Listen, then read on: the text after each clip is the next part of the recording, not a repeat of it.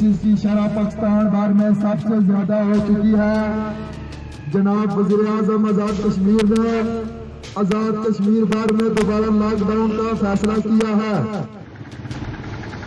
लिहाजा corona virus से बचने के लिए मास्क पहने, समाजी फासला रखें, राष्ट्र वाली जगह पर जाने से गुरेज करें। एहतियाती तदाबीर पर अमल न करने वालों को मौके पर जुर्माने की सजा सुनाई जाएगी।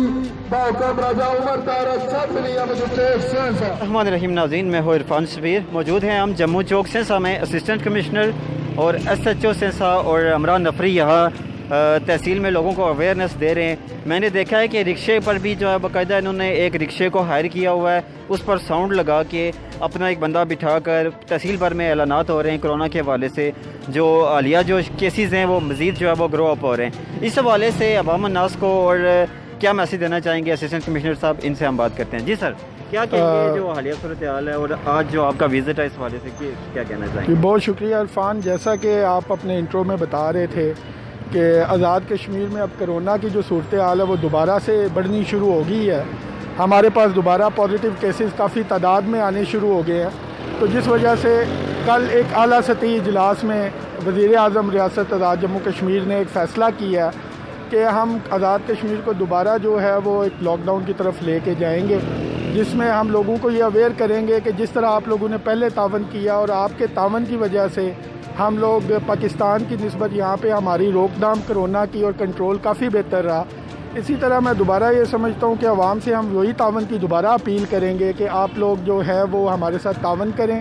हुकूमत ने जो कोरोना से निमटने के हवाले से जो SOPs बनाई हैं उन पे उसी तरह से अमल दरामद को यकीनी बनाया जाए जिस तरह से वो पहले करते रहे हैं, ताकि हम जो इसका जो नुकसान है उससे हम लोग मैक्सिमम तौर पर बच सकें।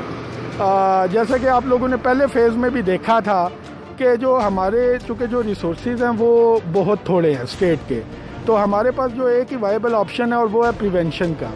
जितना ज़्यादा हम कंट्रोल करेंगे, हिफाजती इक़दामात को हम यकीनी बनाएंगे, उतने ज़्यादा चांसेस हैं कि हम लोग इस वबा से बच सकते हैं। और डेटा ये शो करता है कि जो इसकी जो पहली वेव है उसकी निस्बत जो दूसरी वेव है वो ज़्यादा लीथल और ज़्यादा जो है वो फेटल होती है। तो इसलिए मेरी फिर एक दफ़ा मैं ये गुजारिश करूँगा तमाम आवाम से, सेंसा की आवाम से, कि आप लोग हमारे साथ तावन करें और मास्क को और समाजी फासले को और दूसरी SOPs को यकीनी बनाएं। बहुत शुक्रिया सर। क्या देखते हैं कि ये जो अभी लॉकडाउन होगा ये स्मार्ट लॉकडाउन होगा या फुल जो लॉकडाउन होता है उस तरह का होगा? आप एक इंतजामी पोस्ट पर हैं, क्या इस पर कहेंगे आप? अच्छा, स्मार्ट लॉकडाउन जो है ना वो बेसिकली उन इलाकों में होगा जिन इलाकों में कोरोना के पॉजिटिव केसेस ज़्यादा निकलेंगे। अभी लॉकडाउन की इस्तिलाह मैं समझता हूँ कि ज़्यादा सख्त हो जाती है।